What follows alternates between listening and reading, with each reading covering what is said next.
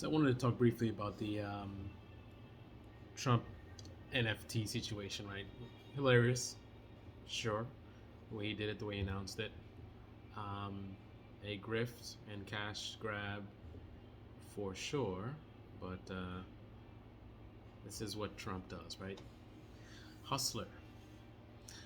However, I want to also point out another dynamic. Um, the Trump NFTs was an actual solid investment. I know you didn't expect to hear that one coming from me, um, but as someone who has done some investing myself, not in Trump's NFT, but I have done some, highly speculative and therefore risky investments. High risk, high reward. If you want to get great reward, you have to take great risk. That's the way that investing works. That's why some of the best um, experiences or performance that I've ever had in my entire life of investing was in crypto, right? Um, Greatly outperforming any other investment I've ever had, and pretty much a no-brainer um, in terms of knowing when to invest, when to exit. Um, I mean, there were so many periods of time that you could have just bought pretty much. And when I say crypto, I'm talking about Bitcoin and Ethereum. I don't mess with the other stuff. If you want to, that's on you. But for me, I stick with the basics: Bitcoin and Ethereum. Um, Buy, hold, but have an exit window as you should always. Knowing when to sell. Um, Looking at the historical patterns and knowing what's a good price versus a bad price and things like that. But that being said, why do I say the Trump NFT was a good investment potentially? Well, when I say good investment, I mean as good as investing in Bitcoin and Ethereum, where you don't have the FDIC insurance, so you can risk losing everything, right? So you have the same kind of risks with the NFT, of course. But again, Bitcoin, one of the best investments of my lifetime, right?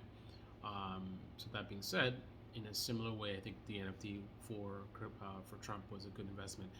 However, there's two types of investors for something like that NFT. They're the suckers, the people who love Trump and buying it because of Trump and its political reasons and whatever. Um, and they basically operate as, unfortunately, the pawns for more logical investors, shall we say. So the logical investor, that's the other side, right? Of the pawns who are getting into political reasons and they think, oh, this thing's going to go to the moon or whatever. And then you have the more sophisticated investor who knows that there's going to be a lot of suckers who are going to buy into this and they buy anything Trump's selling, right? So expecting that behavior, you jump in as early as possible, right? Make a significant move, nothing too crazy because you don't know. I mean, you might be surprised and it actually flops completely. But you jump in, moderate position, and you watch it rise rapidly because that's what you'd expect. If this sort of hustle is going to work, it's probably going to be a fast thing because everyone wants to get in. Um, and then you use sort of discipline and logic and jump out quick. So you jump in, you could make 10% return, 20%, 30, 40, 50, 60, 70, 80% return very, very quickly. But being logical and putting your emotions aside and hopping out while this thing is surging, right? That's the more sophisticated investor who has the discipline to do that. You just made a 70% return and it's going 72%, 73, and in that moment you're like, I'm out, right? Most people can't do that. They're going to be greedy. They're going to want to stay in and like, I'm going to ride this to the moon. Those are the suckers. Those are the pawns, and those are the ones who get left holding the bag, right? The more sophisticated investor is going to jump in, get those fast returns, and jump out. So it's a good investment because there's a market for it, right? There's a market for people who are going to buy this thing, and buyers are going to attract more buyers, right? You have buying activity, and people are going to see, oh, this thing is surging.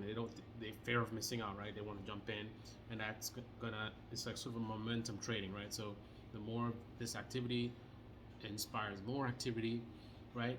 So for someone on the outside who's not engaged, not emotionally connected to the thing, right? You can leverage that. Just jump in again, quick in, quick out, make your cash, and walk out with your bag. Unfortunately, in order to do that, you need a bunch of people to lose a lot of money. I mean, it's their fault. They they took the risk. They buying something they don't fully understand, investing more than they should. I don't put it totally on them. They're definitely being taken